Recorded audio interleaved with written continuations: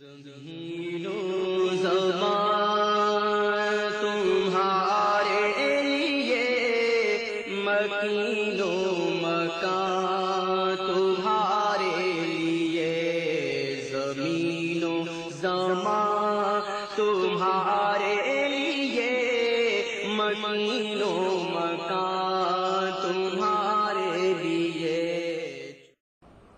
الحمدللہ رب العالمین، والصلاة والسلام علی حبیبہ محمد وآلہ وصحبہ اجمعین۔ اعوذ باللہ من الشیطان الرجیم، بسم اللہ الرحمن الرحیم۔ لا اکراہ فی الدین، قد تبین الرشد من الغی، فمن یکفر بالطاغوت ویؤمن باللہ فقد استمسک بالعروۃ الوثقی لا انفصام لہا، واللہ سمیع علیم۔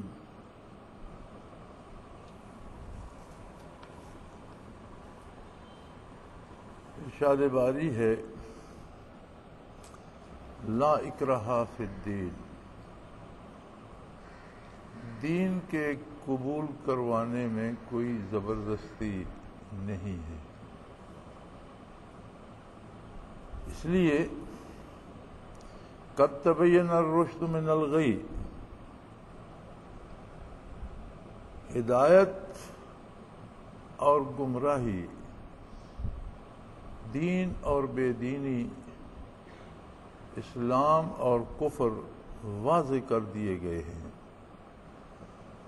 فمن یکفر بالطاغوت، اب جو شیطان کی بات کا انکار کرے گا، ویؤمن باللہ، اور اللہ پر ایمان لائے گا، فقد استمسک بالعروۃ الوثقی، اس نے ایک بہت ہی مضبوط حلقہ تھام لیا، لا انفصام لہا، جسے کبھی ٹوٹنے کا کوئی خطرہ نہیں۔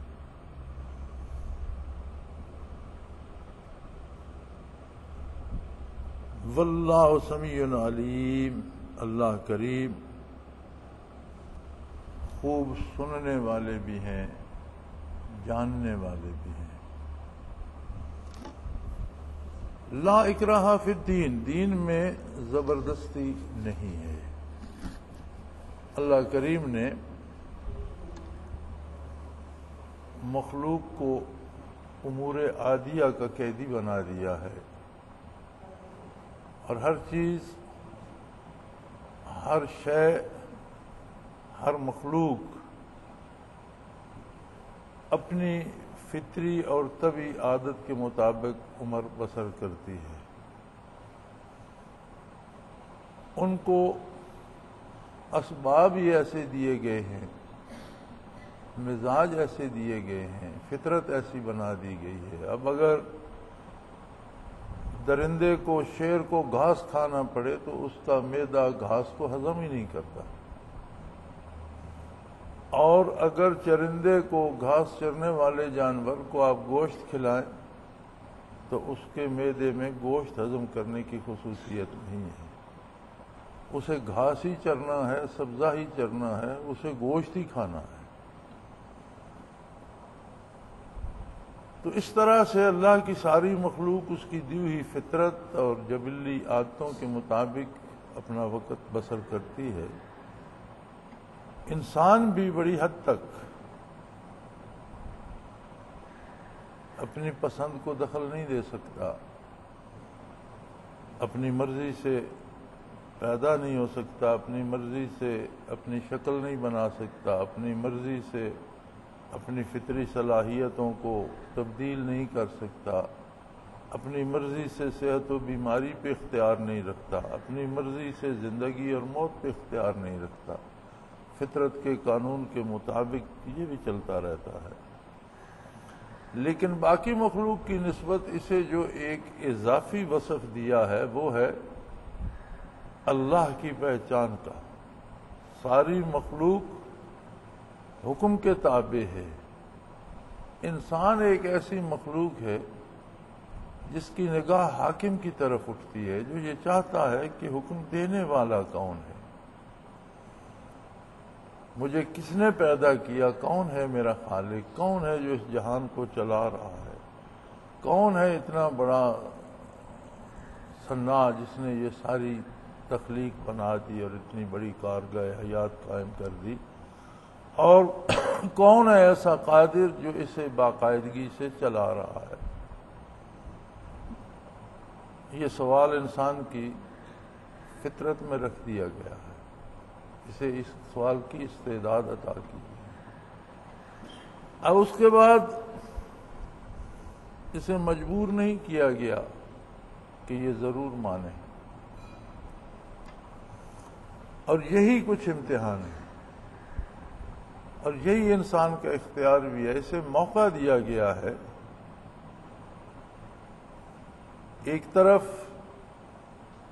انبیاء اور رسل مبعوث فرمائے، اپنی ہدایت کی کتابیں نازل فرمائی، اور اللہ کریم نے مسلسل و پہم ہدایت کے پیغام کو جاری و ساری رکھا، اور انشاءاللہ العزیز قیامت تک اللہ کے بندے اللہ کا پیغام پہنچاتے رہیں گے، یہ سلسلہ جاری و ساری رہے گا۔ اب دوسرے انسانوں کو یہ اختیار ہے کہ وہ اللہ کے اس پیغام کو قبول کرتے ہیں یا نہیں کرتے، اس میں زبردستی نہیں کی جائے گی، کیونکہ اگر زبردستی وہ چاہتا تو خود ساری مخلوق سے اپنے آپ کو منوا لیتا۔ اس کی دی ہوئی قدرت سے ہم سانس لیتے ہیں، اگر وہ روک دے تو دوسری سانس نہیں آتی۔ اگر وہ فطرتاً اور حکماً منوانا چاہتا تو کسی کو مجال دم زدن نہ تھی، لیکن جب یہ شعور بخشا کہ انسان یہ سوال کر سکتا ہے کہ خالق کون ہے، تو پھر اسے یہ موقع بھی دیا گیا کہ وہ پہچانتا ہے، قبول کرتا ہے اللہ کے پیغام کو یا نہیں۔ اب لا اکراہ فی الدین کا یہ معنی نہیں لیا جائے گا کہ جو جس کا جی چاہے کرے اسے روکا نہ جائے، نہیں۔ لا اکراہ فی الدین کا معنی یہ ہے کہ اگر کوئی اسلام قبول نہیں کرنا چاہتا تو زبردستی قبول نہیں کرایا جائے گا، لیکن جب وہ معاشرے میں رہتا ہے تو جو اصول و ضوابط ہیں وہ اس کو بھی ماننے پڑیں گے۔ قرآن کریم نے اسلامی ریاست اور معاشرے کی ایک صورت دی ہے، اس میں جائز و ناجائز، حلال و حرام بتائے ہیں۔ بعض ایسی حقیقتیں ہیں جو بین الاقوامی ہیں، مثلا دنیا کا کوئی شخص وہ مومن ہے یا نہیں ہے یہ نہیں کہتا کہ جھوٹ بولا جائے۔ ایک بین الاقوامی مسلمہ اصول ہے کہ بات سچی کی جائے، جھوٹ نہ بولا جائے۔ یہ بھی بین الاقوامی مسلمہ اصول ہے کہ کسی دوسرے کا مال ناجائز طریقے سے نہ لیا جائے، کسی دوسرے کی عزت و آبرو خراب نہ کی جائے۔ تو اسلام کے بیشتر اصول تو وہ ہیں جو بین الاقوامی طور پر مسلمہ ہیں، کوئی مسلمان ہے یا نہیں، لیکن ان سب کو وہ ضروری اور اچھا سمجھتا ہے۔ تو جو ایمان نہیں لائے گا اسے بھی جو معاشرے کے قوانین و ضوابط ہیں ان کی پاسداری کرنا پڑے گی، اور جو ایمان لاتا ہے اور قبول کرتا ہے اسے کما حقہ دین کا اتباع کرنا پڑے گا،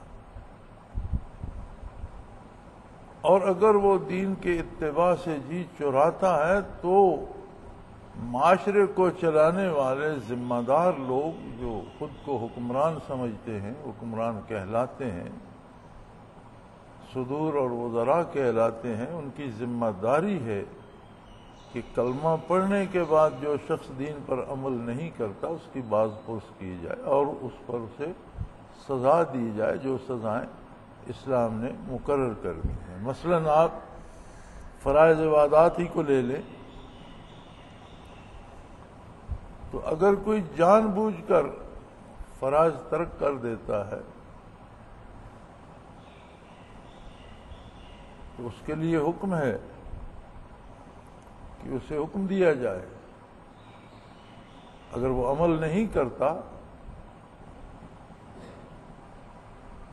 تو اسے سزا دی جائے، اور اگر پھر بھی عمل نہیں کرتا اور اسی حال میں مر جاتا ہے تو امام شافعی، امام مالک، امام احمد بن حنبل علیہم الرحمہ فرماتے ہیں کہ اس کا جنازہ نہ کیا جائے، اسے مسلمانوں کے قبرستان میں دفن نہ کیا جائے۔ امام اعظم ابو حنیفہ رحمۃ اللہ تعالی علیہ بلکہ ائمہ ثلاثہ تو فرماتے ہیں اگر وہ مسلسل تارک صلاۃ ہے تو اسے حکومت قتل کر دے، سزا موت دی جائے، اور پھر اس کا جنازہ بھی نہ کیا جائے اور اسے مسلمانوں کے ساتھ دفن بھی نہ کیا جائے۔ امام ابو حنیفہ رحمۃ اللہ تعالی علیہ فرماتے ہیں کہ وہ جب ایمان کا انکار نہیں کرتا تو یہ بھی ایک نیکی ہے، ایک نیک عمل ہے کہ وہ ایمان تو لایا۔ اب صلاۃ کا انکار نہیں کرتا، انکار کرے تو پھر تو کافر ہو جائے گا، انکار نہیں کرتا، گناہ گار ہے، لیکن اسے قتل نہ کیا جائے، اسے زندگی بھر جیل میں رکھا جائے، شاید کبھی اسے توفیق ہو جائے اور وہ توبہ کر لے اور نماز ادا کرنے لگے۔ لیکن اگر وہیں اسی حال میں مر جاتا ہے تو پھر وہ بھی فرماتے ہیں کہ پھر اس کا جنازہ نہ کیا جائے، اسے مسلمانوں کے قبرستان میں دفن نہ کیا جائے۔ ہم نے لا اکراہ فی الدین سے معنی یہ لے لیا ہے اب ہمارے عہد میں کہ دین ذاتی معاملہ ہے، اب اس کا حکومت کا تو اس سے کوئی سروکار نہیں، کوئی نماز پڑھتا ہے پڑھے، نہیں پڑھتا نہ پڑھے، کوئی روزہ رکھتا ہے رکھے، نہیں رکھتا نہ رکھے، تو اس سے نہیں، حکومت ذمہ دار ہے اس کی، اور جو دین قبول کرتا ہے وہ جب دین میں کوتاہی کرے گا تو سزا کا مستحق بھی ہے، اور تاکیداً اس سے دین پر عمل کرانا حکومت کی ذمہ داری بھی ہے۔ لا اکراہ فی الدین کا مفہوم یہ ہے کہ کسی غیر مسلم کو مسلمان ہونے پر زبردستی نہیں کی جائے۔ اسلام نے انسانی حقوق غیر مسلم کو بھی عطا فرمائے ہیں، وہ معاشرے میں رہ سکتا ہے، اس کی جان مال آبرو کی حفاظت کی جائے گی، اس کی حدود متعین ہے کہ کہاں تک اس کے ساتھ کیا برتاؤ کیا جائے گا، اس کے ساتھ اس نے سلوک کیا جائے گا، بیمار ہوگا تو اس کا علاج کیا جائے گا، اس کے بچوں کو تعلیم کی سہولت دی جائے گی، باقی سارے انسانی حقوق اس کے پورے کیے جائیں گے۔ لیکن جو حقوق محض مسلمان ہونے کے ہیں، مثلا اسلامی اعزاز و اکرام ہے، اسلامی عبادت گاہیں ہیں، ان میں جا کر عبادت کرنے کا حق ہے، یا اس طرح کے، یا حج ہے، زکوٰۃ ہے، تو اس طرح کے حقوق صرف مسلمان کے ہوں۔ تو لا اکراہ فی الدین کا مفہوم یہ ہے کہ دین کو قبول کرانے میں کسی پر زبردستی نہیں کی جائے۔ یہ بالکل ایسے ہے جیسے زبردستی فوج میں بھرتی نہ کیا جائے، لیکن جو فوج میں بھرتی ہو جاتا ہے پھر وہ فوجی قواعد کی خلاف ورزی نہیں کر سکتا، پھر اس کی مجبوری ہے کہ ان قواعد پر عمل کرے، اور اگر خلاف ورزی کرتا ہے تو سزا پاتا ہے۔ تو یہی حال یہاں بھی ہے کہ دین قبول کرانے میں زبردستی نہیں کی جائے گی، لیکن کلمہ گو جو دین میں سستی کرتے ہیں اور دین پر عمل نہیں کرتے وہ شرعی سزاؤں کے مستحق ہیں، اور حکومت اور حکمران جو معاشرے کو چلانے کے ذمہ دار ہیں وہ اس کے لیے جواب دہ ہوں گے اللہ کے حضور، اور وہ ذمہ دار ہیں اس کا۔ دین قبول کرانے میں اس لیے زبردستی نہیں کی جائے گی کہ اسے شعور دیا اللہ کو جاننے کا، پھر انبیاء اور رسل اور کتابیں بھیج کر سامان ہدایت اللہ نے مکمل کر دیے۔ قد تبین الرشد من الغی، بغاوت اور کفر سے اطاعت اور دین بالکل روشن اور واضح ہو کر الگ ہو گئے، اور دونوں راستے صاف ہو گئے کہ اللہ کو ماننے کا، اطاعت کا یہ راستہ ہے، بغاوت کا وہ راستہ ہے۔ اب اس کے پاس اختیار ہے کہ وہ کس راستے پہ چلتا ہے۔ اگر کسی نے شیطان کی بات نہ مانی، باتیں دو ہی ہیں، اللہ کی رحمان کی بات ہے یا اس کے مقابلے میں شیطان کی بات ہے۔ آدمی دو میں سے ایک طریقے پہ ضرور چلتا ہے، یا اللہ کی اور اللہ کے حبیب کی، اللہ کے رسول کی، اللہ کے دین کی پیروی کرتا ہے۔ جہاں سے بھی دین کو چھوڑتا ہے وہاں وہ شیطان کی پیروی کرتا ہے۔ تو فرمایا جس نے شیطان کا انکار کیا اور اللہ پر ایمان لایا، اس نے بہت مضبوط حلقے کو تھام لیا، اسے بہت مضبوط آسرا مل گیا، وہ ایک بہت مضبوط حصار میں آ گیا جہاں اسے اللہ کا تحفظ حاصل ہے، اور وہ ایسا حصار ہے جس کے شکستگی کا کوئی امکان، کوئی خطرہ نہیں ہے، جو کبھی ٹوٹنے والا نہیں ہے۔ اور اللہ کریم خود جاننے والے بھی ہیں، سننے، اگر کوئی قولن کہتا ہے میں ایمان لایا، وہ خود سنتے ہیں، اور اس کے دل میں کیا کیفیت ہے وہ اسے اللہ جاننے والے ہیں۔ اللہ جانتا ہے کہ یہ خلوص سے ایمان لایا یا منافقت کر رہا ہے، اس کے دل نے بھی مانا یا صرف زبان مان رہی ہے، تو اللہ سنتے بھی ہیں، جانتے بھی ہیں۔ اور پھر مزے کی بات یہ ہے کہ جو بھی ایمان لاتا ہے، جس نے بھی خلوص قلب سے کہا لا الہ الا اللہ محمد الرسول اللہ صلی اللہ علیہ وآلہ وسلم، اللہ اس کا دوست بن جاتا ہے۔ ہم بہت سے بزرگوں کے بارے یقین رکھتے ہیں، اعتماد رکھتے ہیں کہ یہ ولی اللہ ہیں، اللہ کے دوست ہیں۔ ولی کا معنی دوست ہے۔ ہم ان کا بہت احترام کرتے ہیں، ان سے برکات اور فیوزات کے طلبگار ہوتے ہیں، تمنا رکھتے ہیں، ان کی زیارت کرنا باعث برکت سمجھتے ہیں، ان کی محفل میں بیٹھنا باعث برکت سمجھتے ہیں، اور ہے بھی درست ہے۔ لیکن یہاں معاملہ عجیب ہے، وہاں ہمارے پاس کوئی رسید یا سند نہیں ہوتی، ہمارا اپنا یہ خیال اور گمان ہوتا ہے، ہمارا حسن ظن ہوتا ہے کہ یہ شخص ولی اللہ ہے۔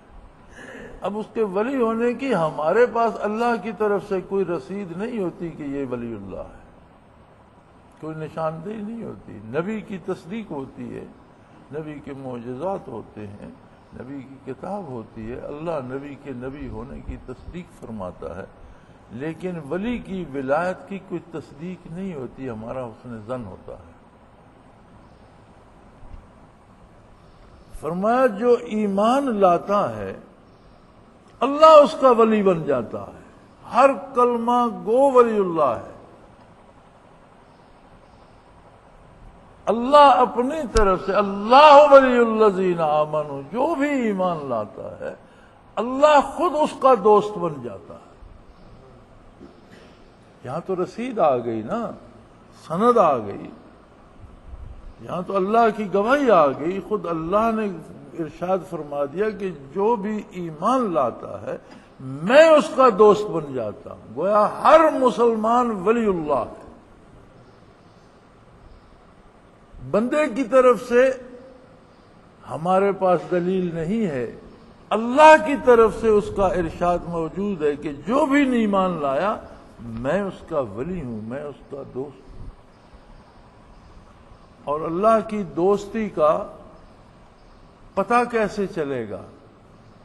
فرمایا پتہ ایسے چلتا ہے یخرجہم من الظلمات الی النور، وہ برائیاں چھوڑتا جاتا ہے، ظلمت چھوڑتا جاتا ہے، نور کی اور روشنی کی طرف بڑھتا چلا جاتا ہے، اس کا ہر قدم برائی سے دور اور نیکی سے قریب ہوتا چلا جاتا ہے، اس کی ہر سانس غفلت سے نا آشنا اور یاد الہی سے آشنا ہوتی چلی جاتی ہے، اس کا ہر کردار سنت کے سانچے میں ڈھلتا چلا جاتا ہے، وہ اللہ کا بندہ بنتا چلا جاتا ہے، مسلسل ساری عمر ترقی کرتا چلا جاتا ہے۔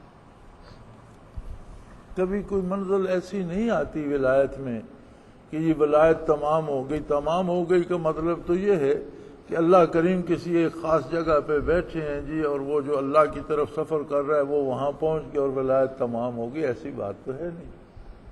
وہ تو ان سب باتوں سے بالا تر ہے۔ جگہیں ساری مخلوق ہیں اور وہ خالق ہے، خالق مخلوق میں تو نہیں سما سکتا۔ لہذا یہ تو ساری عمر نہیں، بلکہ اگر کسی کو قیامت تک کی بھی عمر مل جائے اور وہ ترقی کرتا ہی چلا جائے تو وہ اس کی سمت نور کی طرف، اللہ کی طرف اس کا سفر بڑھتا ہی چلا جائے گا، اس کی ترقی ہوتی ہی چلی جائے گی۔ فرمایا اللہ ولی الذین آمنوا، ایمان لانے والوں کا اللہ ولی ہے، یخرجہم من الظلمات الی النور، وہ انہیں ظلمت سے نکال کر نور کی طرف گامزن کر دیتا ہے، تاریکی چھٹتی چلی جاتی ہے۔ پھر یہ ہم جو روزمرہ خطائیں کرتے ہیں، گناہ کرتے ہیں، اللہ کو بھول بیٹھتے ہیں، یہ کیا ہے؟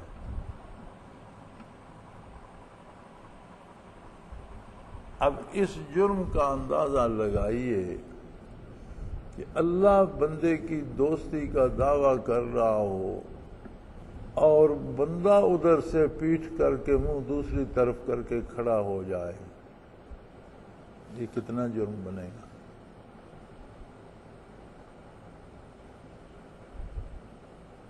تو ہر خطا علماء حق فہرست بتاتے ہیں، گناہ کبیرہ یہ ہیں، پھر گناہ صغیرہ یہ ہیں، چھوٹے گناہ یہ ہیں، بڑے یہ ہیں۔ نتیجتاً جب بات کا خلاصہ لکھتے ہیں تو فرماتے ہیں کہ کوئی گناہ بھی صغیرہ نہیں ہے، اس لیے کہ وہ اللہ کی نافرمانی ہے۔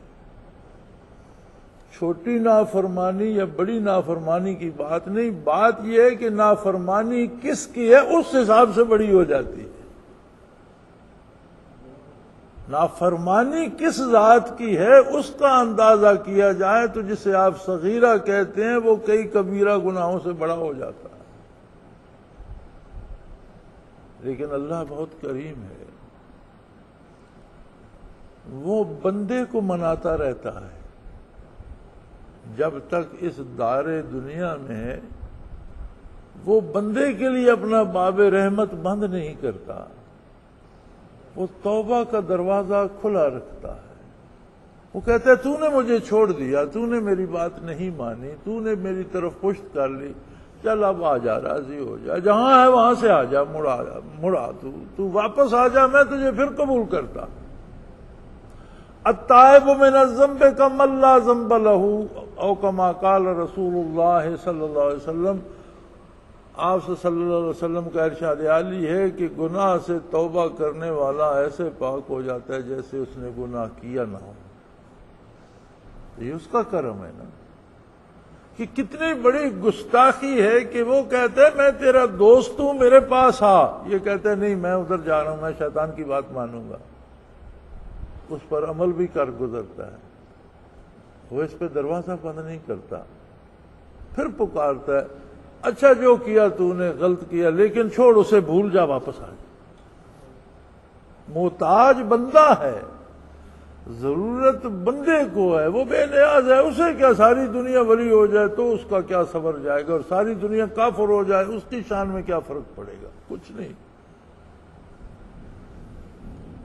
وہ تو مالک و مختار ہے، اس کا کیا بگڑے گا؟ لیکن کریم اتنا ہے کہ پھر پکارتا ہے یار آ جا، چھوڑ، کیا بے وقوفی کا، ادھر دوزخ ہے، جہنم ہے، کہاں جا رہا ہے؟ میں نہیں چاہتا تو جہنم میں جائے، واپس آ جا، میرے پاس آ جا، میری رحمت کے زیر سایہ آ جا، میں اب بھی تجھے قبول کرنے کو تیار ہوں، چھوڑ دے گناہ کی زندگی، واپس آ جا۔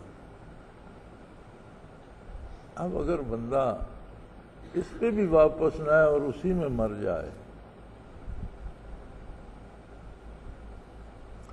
مومن کو اس نے پھر بھی رعایتیں دے رکھی ہیں کہ مرنے سے پہلے اگر کافر نہ ہو جائے، ایمان پہ مر جائے تو شاید کسی صاحب کا چھوٹی موٹی نیکی کے طفیل بخش دے، کسی اور نیک کے طفیل اسے بخش دے، حضور کی شفاعت کے صدقے بخش دے، کسی شہید کی شفاعت، بچوں کی سفارش پہ بخش دے، پھر بھی بخشش کا امکان موجود ہے۔ لیکن خطرہ یہ ہے کہ بندہ جب نافرمانی کر کے پشت پھیر کے چلتا ہے اور وہ بے نیاز بلاتا رہتا ہے اور بندہ واپس نہیں آتا، تو ایک لمحہ ایسا بھی آتا ہے جب وہ کہتا ہے اچھا اب تو واپس آ ہی نہیں سکے گا۔ اگر بات یہاں تک پہنچ جائے تو قصہ ختم ہو جاتا ہے، اور آپ یہ دیکھتے ہیں کہ بندے کیوں بے دین ہو رہے ہیں۔ اچھے بھلے گھروں میں پیدا ہوتے ہیں، ماں باپ پڑھے لکھے ہوتے ہیں، عقائد سمجھتے ہیں، بیٹا ایک نئے گمراہ فرقے میں شامل ہو جاتا ہے۔ کیوں ایسا کرتا ہے؟ آپ نے کبھی کسی کو نیکی کرتے ہوئے گمراہ ہوتے دیکھا؟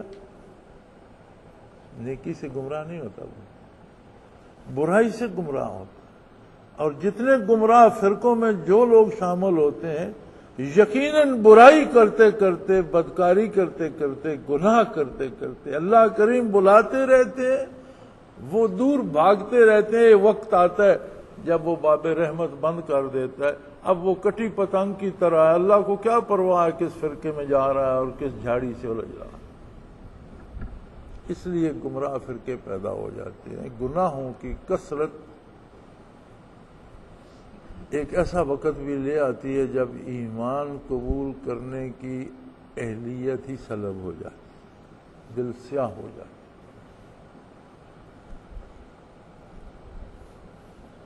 لیکن اگر وہ اللہ کی اطاعت کرے، اللہ کو یاد کرتا رہے، اللہ کے نبی کی پیروی کرے،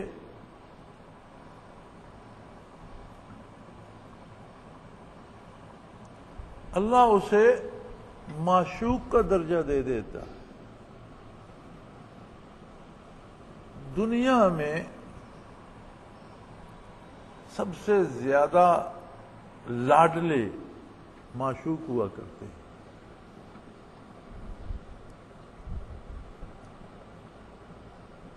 عاشق اس کی ناز برداریاں کرتا ہے۔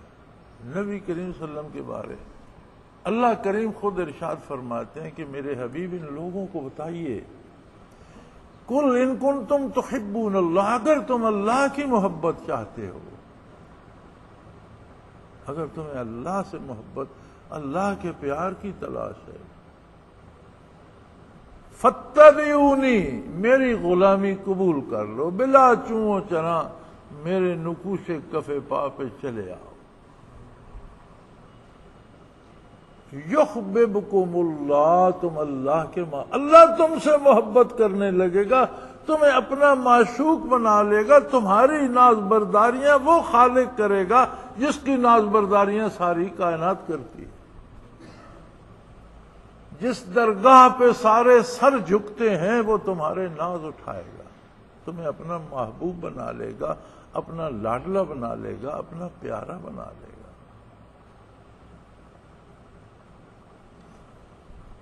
اور جو بندہ کلمہ پڑھنے کے بعد بھی محمد الرسول اللہ صلی اللہ علیہ وسلم کے ارشاد عالی کو چھوڑ کر شیطان کی پیروی کرے، کتنی زیادتی کرتا ہے اپنے آپ کے ساتھ۔ اب جو شیطان کی بات مانتے ہیں، شیطان بھی ان کا دوست بن جاتا ہے۔ والذین کفروا، جنہوں نے ہدایت قبول نہیں کی اور جنہوں نے نبی علیہ الصلوۃ والسلام کی دعوت کا انکار کر دیا، اولیاءہم الطاغوت، شیاطین ان کے دوست بن جاتے ہیں، ان سے باتیں کرتے ہیں۔ ان الشیاطین لیوحون الی اولیاءہم، قرآن دوسری جگہ فرماتا ہے یقیناً شیاطین جو ہیں وہ اپنے دوستوں سے باتیں سرگوشیاں کرتے ہیں، باتیں کرتے ہیں۔ اس کا نتیجہ کیا ہوتا ہے؟ یخرجونہم من النور الی الظلمات، ان کا ہر قدم بھلائی سے دور اور برائی کی طرف بڑھتا چلا جاتا ہے، نور سے دور ہوتے جاتے ہیں، تاریکیوں کے مسافر بن جاتے ہیں، اندھیروں کے راہی بن جاتے ہیں۔ شیطان کی دوستی کیا ہے؟ جس کا دوست شیطان بن جاتا ہے، شیاطین جس سے دوستی کر لیتے ہیں، کرتے اس سے ہیں جو اللہ کا، اللہ کے حبیب صلی اللہ علیہ وسلم کا، حضور کی دعوت کا انکار کرتا ہے، شیطان اس کے دوست بن جاتے ہیں، پھر اسے نور سے، روشنی سے ظلمت کی طرف، اسے اندھیروں کا راہی بنا دیتے ہیں، اسے بدکار بنا دیتے ہیں، گناہگار بنا دیتے ہیں، اس کا ہر قدم نیکی سے دور اور برائی کی دلدل میں دھنستا چلا جاتا ہے۔ نتیجہ کیا ہوتا ہے؟ اولئک اصحاب النار، یہ سارے شیاطین بھی اور شیطانوں کے دوست بھی جہنم کے باسی۔ نتیجتاً اللہ نے جو مہلت دی تھی، جو فرصت دی تھی، جو زندگی دی تھی اور ہدایت کے جو اسباب پیدا فرمائے تھے، ان سب سے محروم ہو کر جہنم میں جا پہنچتا ہے۔